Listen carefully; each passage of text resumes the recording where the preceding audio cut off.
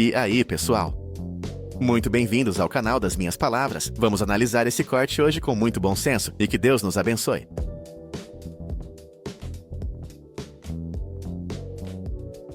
Essa certeza que a senhora falou sobre o eterno, né? Sobre a nossa vida real, né? Que acontece depois daqui.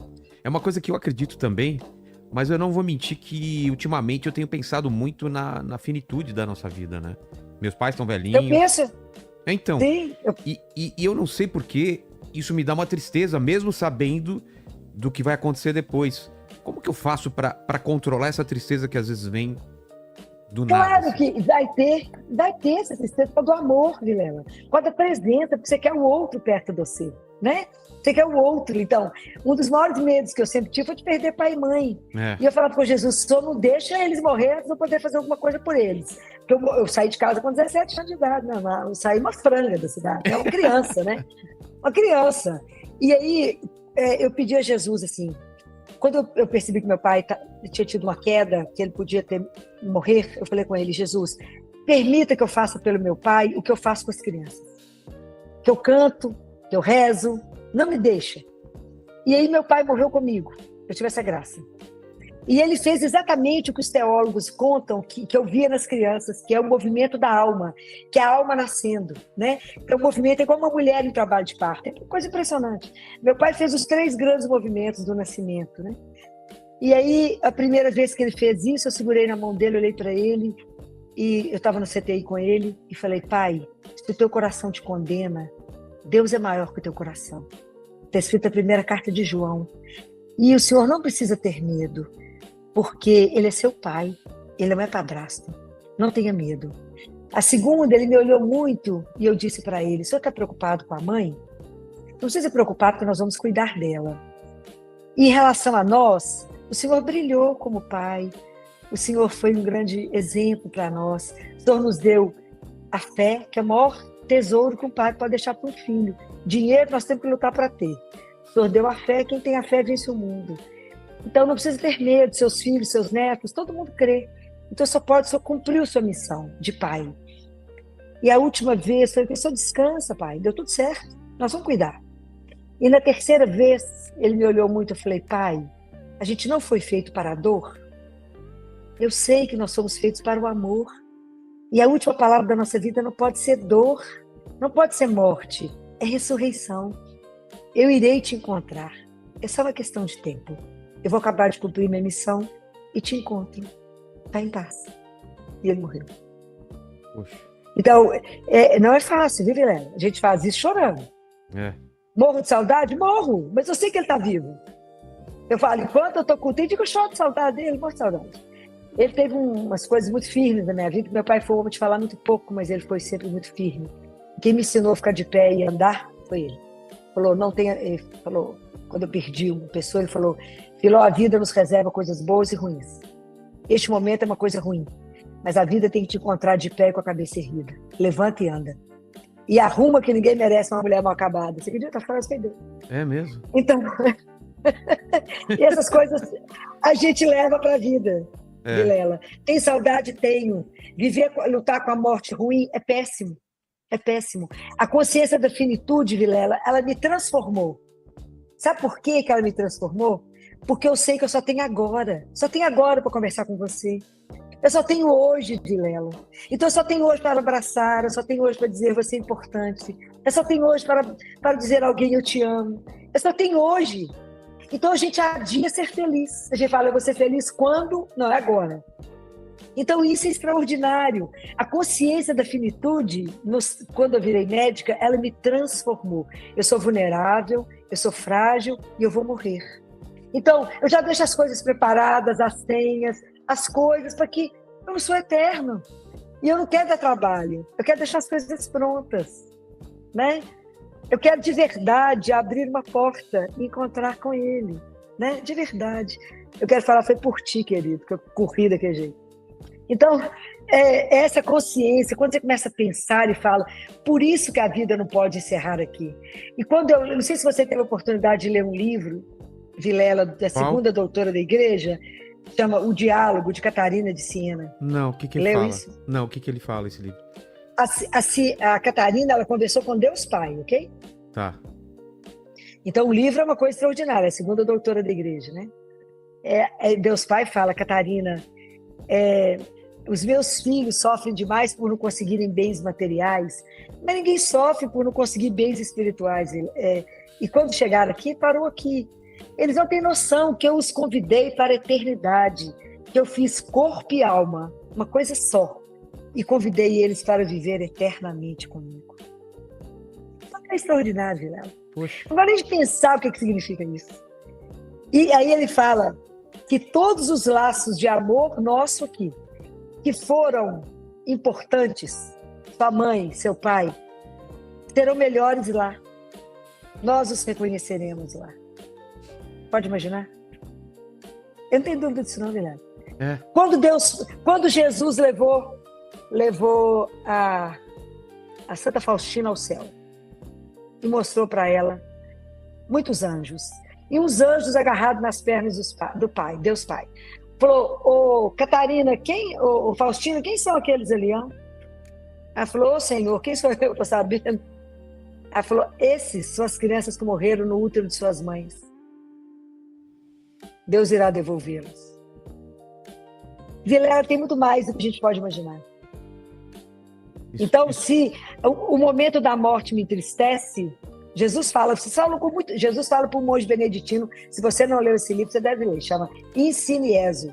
O título é em latim, mas é uma conversa de Jesus com o monge, e ele fala, vocês falam com muita tristeza da morte, vocês deveriam falar com mais alegria, porque aqui que é eterno. E a primeira pessoa que vocês irão encontrar é comigo. Pois é. Pode imaginar? Já pensou? Esse é o aperto, né, Vilela? Esse é o aperto, né, Vilela? Vou pegar uma pergunta aqui do pessoal do chat. Manda aí, Bigoda. Tem uma pergunta aqui da Letícia Andrade. Ela mandou assim: Doutora Filó, todos os métodos contraceptivos são considerados pecados contra a natureza humana, já que a pessoa evita a todo custo a gravidez? Bem, essa questão é uma questão delicada no seguinte sentido. Porque tudo baseia na consciência que você tem, né, Vilela? Isso é uma questão de maturidade, não é questão de certo e errado. Se eu tenho uma consciência que eu sou filho do Altíssimo, como diz Jesus para uma mística, você veio do amor e você volta para o amor. Essa é a definição que Jesus dá. Se eu tenho uma consciência que eu sou filho de Deus, chamada à vida, eu deveria estar aberta à vida. A questão é que quando a gente chega do lado de cá, a gente acha que a gente é o Senhor da nossa vida. E aí a gente pula Deus de algumas coisas e fala, aqui o Senhor não manda. Então, na questão sexual, a gente fala com ele, o Senhor não manda. Quem define o meu corpo sou eu, e eu que vou resolver o dia que eu quero ter filho. Então, por isso que isso exige uma maturidade. É só quando você tiver uma maturidade, Letícia, é que você vai entender que isso deve ou não. Não adianta eu falar para você que anticoncepcional faz mal. Não adianta eu te falar que anticoncepcional pode te dar uma embolia pulmonar. Qual o adolescente minha quase perdeu uma perna. Não vai adiantar eu falar isso para você. Não vai adiantar eu te falar que as consequências de cada coisa que você vai usar. Não vai adiantar. Se você não tiver essa consciência. Essa consciência chama-se maturidade. A coisa mais difícil do mundo é ser filho do Altíssimo. E filho amado. O dia que a gente entender a dimensão do que significa essa frase, ninguém precisa dizer para você, isso não deve. É você mesmo que vai falar, isso eu não quero. Ao assistir ao vídeo em que a doutora Filó responde à pergunta sobre o uso de anticoncepcionais no programa Inteligência Limitada, senti a necessidade de refletir não apenas como alguém interessado em saúde, ciência ou bem-estar, mas sobretudo como católico, alguém que acredita que fé e razão não se opõem, mas se iluminam mutuamente. A fala da doutora, ainda que parta de um lugar técnico e científico, toca em questões profundamente humanas, morais e espirituais, que dizem respeito à forma como compreendemos o corpo, a sexualidade, a vida e o propósito da existência. Como católico, aprendi desde cedo que o corpo humano não é algo descartável, manipulável ou meramente funcional. Ele é criação de Deus, templo do Espírito Santo, expressão concreta de uma vocação maior. Quando falamos de anticoncepcional, portanto, Não estamos falando apenas de um comprimido, de um método médico ou de uma escolha prática, mas de algo que envolve diretamente a ordem natural criada por Deus, o sentido da sexualidade humana e a abertura à vida. A fala da doutora Filó chama a atenção justamente por não tratar o anticoncepcional como um tema simples ou neutro. Em um mundo que tende a oferecer respostas rápidas, slogans fáceis e soluções imediatas, é quase desconcertante ouvir alguém dizer: "Isso não é tão simples assim." Como católico, vejo nisso um ponto de profunda convergência com o ensinamento da Igreja, que sempre nos convida ao discernimento, à reflexão madura e à responsabilidade moral diante das nossas escolhas. Um dos aspectos que mais me chamou a atenção no vídeo foi quando a doutora Filó questiona o uso indiscriminado dos anticoncepcionais hormonais, especialmente da pílula, como se fossem inofensivos. Ela aponta os efeitos no sistema endócrino, no cérebro, nas emoções, no metabolismo e até na saúde mental das mulheres. Isso, para mim, ecoa algo muito caro à tradição cristã: a ideia de que toda intervenção no corpo humano deve respeitar sua natureza e sua finalidade. A Igreja Católica, em documentos como a Humanae Vitae, nunca afirmou que sua posição contrária aos anticoncepcionais artificiais fosse apenas uma regra moral abstrata ou um dogma desconectado da realidade. Pelo contrário, sempre defendeu que essa posição está ancorada na própria lei natural, ou seja, na forma como Deus inscreveu no corpo humano uma ordem, um significado e uma linguagem.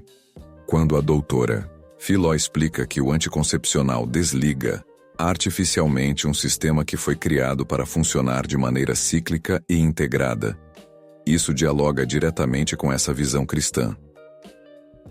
Muitas vezes, a moral católica é caricaturada como algo repressivo ou antiquado, especialmente no que diz respeito à sexualidade. No entanto, ao ouvir uma médica falar dos impactos reais do anticoncepcional, impactos que muitas mulheres só descobrem após anos de uso, fica claro que a posição da Igreja não nasce do desejo de controlar corpos ou impor culpas, mas de proteger a dignidade da pessoa humana, em especial da mulher.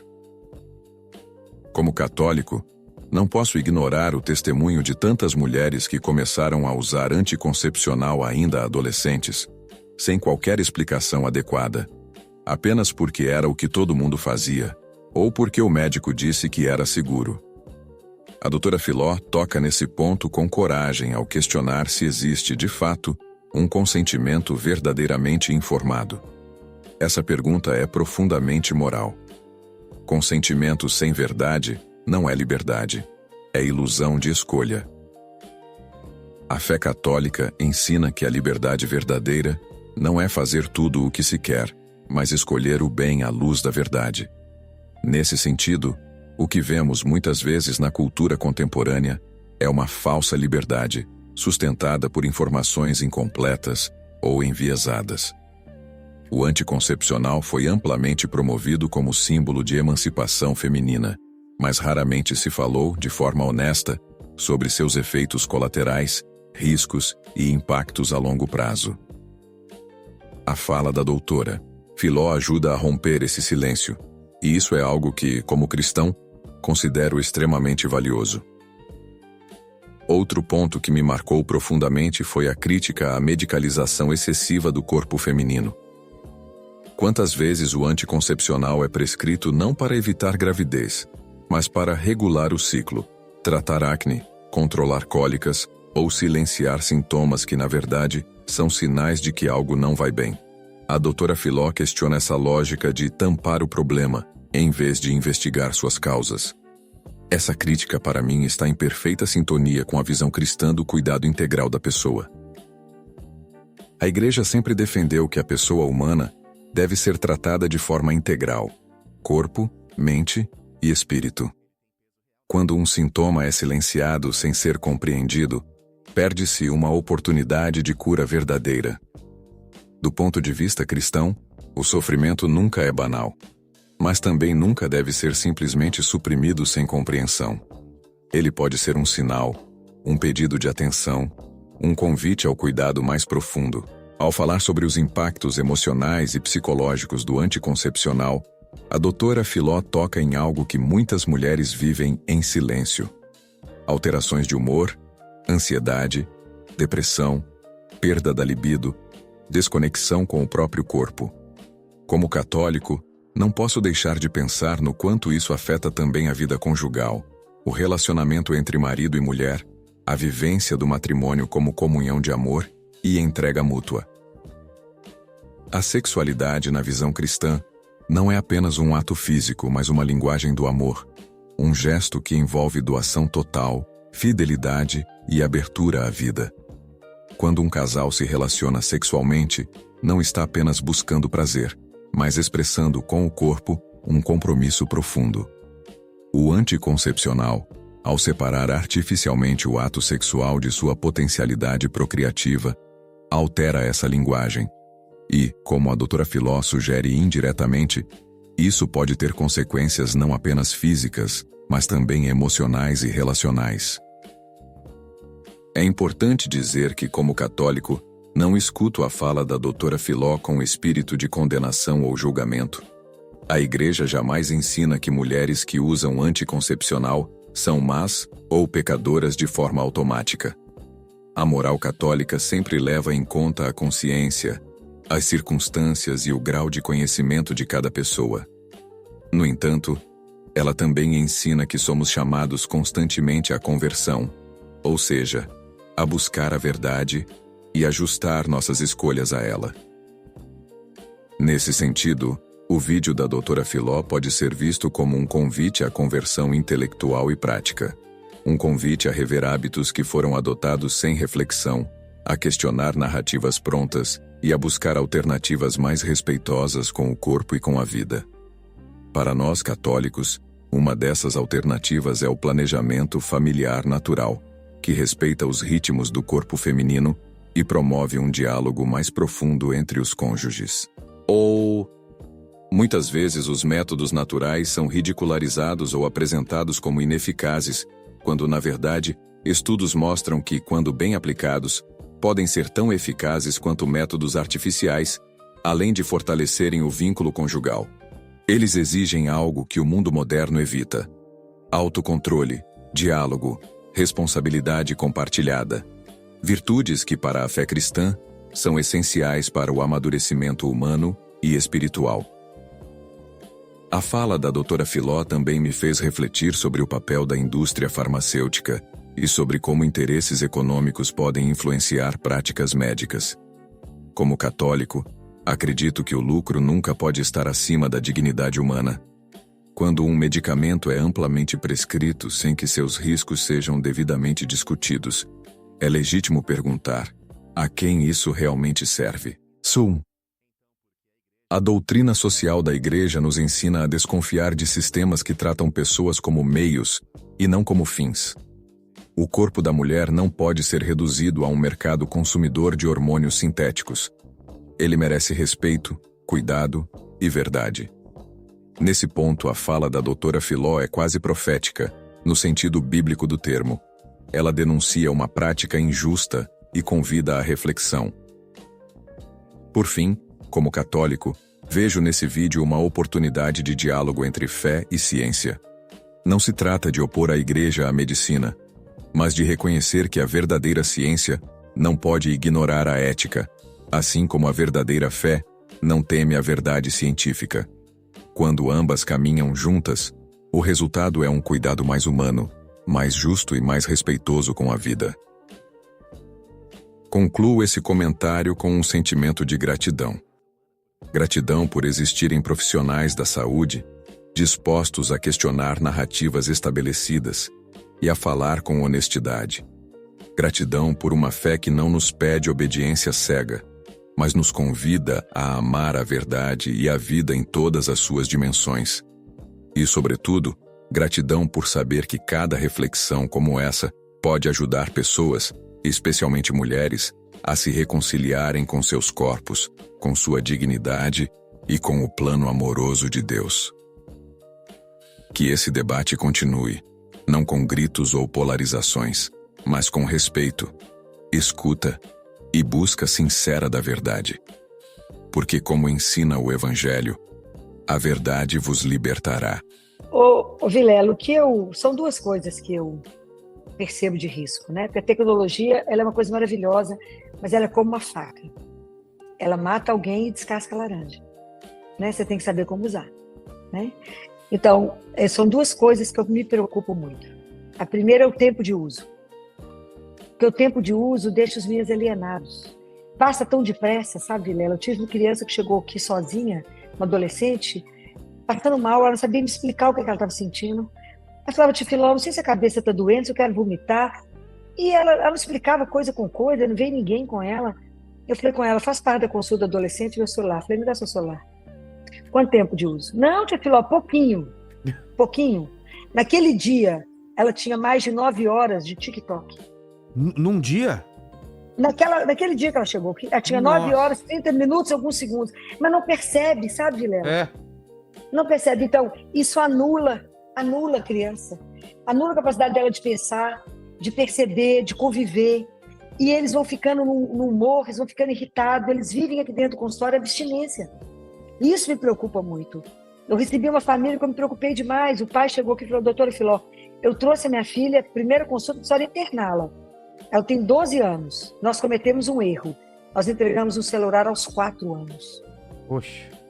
Aos 12 anos, ela não conseguia, ela não tinha nem vocabulário. Ela ficava só na tela, não conseguia conversar comigo. Mal dava conta de ficar na aula, porque tinha que ficar em casa, estava acima do peso, porque ela só queria comer iFood o tempo inteiro, trancada num quarto, encaminhada para psiquiatra, tomando milhões de remédios. Doente. Então, isso que é uma preocupação, porque a palavra da nossa vida, ela tem que ser equilíbrio. Equilíbrio. A outra coisa é o acesso. Se eu dou para a criança uma tecnologia, eu tenho que vigiar. E o acesso à pornografia é uma das coisas que mais tem me assustado, Vilela. Mais tem me assustado. Porque antes eu chamava a atenção dos pais pelo acesso com adolescentes acima de 12 anos de idade. A coisa não estava boa, porque isso pode gerar muitos problemas futuros. Hoje, a grande queixa das mães no consultório é a dependência dos maridos na pornografia, atrapalhando as relações entre os marido e mulher. Coisa não está boa, mas um dos maridos começou com 12. Poxa. Mas hoje eu tenho problema com menino a partir de 6 anos de idade vendo pornografia. 6 anos de idade? 6 anos de idade, com o amiguinho, mandou o filme, a mãe baixou e não olhou o que era. E era um filme pornográfico. Então, hoje a pureza acabou. Então, isso me incomoda. Isso, eu falo, por que tirar a pureza, gente? Para quê? Ele vai descobrir as coisas na vida, mas não precisa ser dessa forma.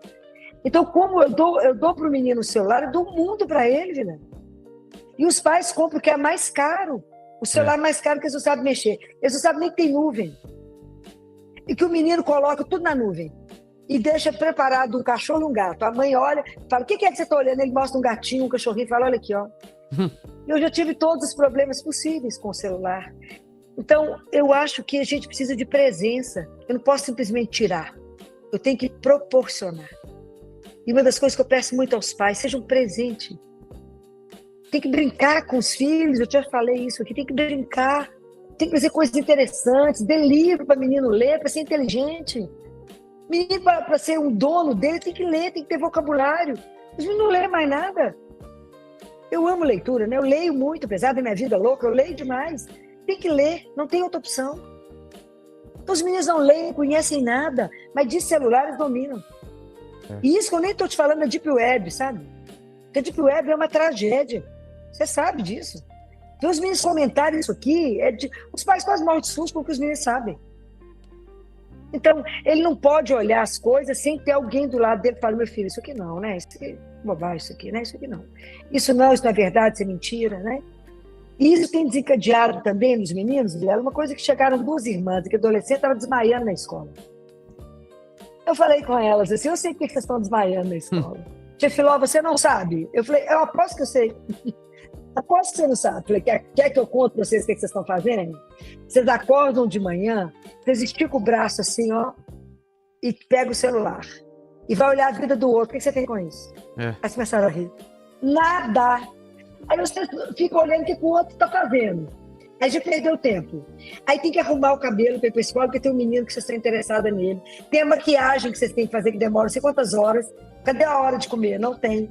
Aí não leva, não come, desmaia. É horrível de passar mal. De que como é que você sabe? Eu não nasci ontem, só por isso que eu sei. Então, o celular, nós temos que saber usar. Ele não vai embora, ele chegou e vai ficar. Nós só temos que saber usar. Porque o adolescente não tem filtro. Ele é uma, Nós ele é temos uma, que ajudar. ele é uma ferramenta, né? Ele pode ser usado pro bem e pro mal, né? E é a faca, lembra? Eu mato alguém com a faca e eu descasco ela grande. É. Eu tenho que saber o que eu vou fazer com ela. E não pode usar celular antes de dormir, pelo amor de Deus. Não pode. Não use tela antes de dormir. E a outra coisa grave que esses dias nós tivemos aqui no consultório. Adolescente fazendo terapia com chat GPT. Foi ótimo. Foi um escândalo. De madrugada, 3h30 da manhã. Eu falei, quem mandou dormir com o celular? Eu já proibi isso, pelo amor de Deus. Celular, eu falo com os pais, faz um estacionamento de celular para poder carregar. No quarto não dorme, sei lá. A menina falou, tia Filó, mas como é que eu vou acordar? Falei, um despertador da loja de R$1,99 funciona muito bem. Não tem essa desculpa. Pro celular por causa do... Misericórdia divina, você tem que ver as histórias. Então, isso eu preocupo, sabe? A minha preocupação é o tempo e o acesso ilimitado a qualquer coisa que eles quiserem. Pois é. Fale... É assustador, né, Vilela? Total. É assustador, Vilela. É assustador. Se eu fosse contar metade dos casos, é assustador. É assustador. Chegamos a mais um final de análise desse corte de podcast. Se você gostou, fique no canal, curte e compartilhe. Além disso, ative o sininho para estar sempre conosco. Fique com Deus e que Ele nos abençoe.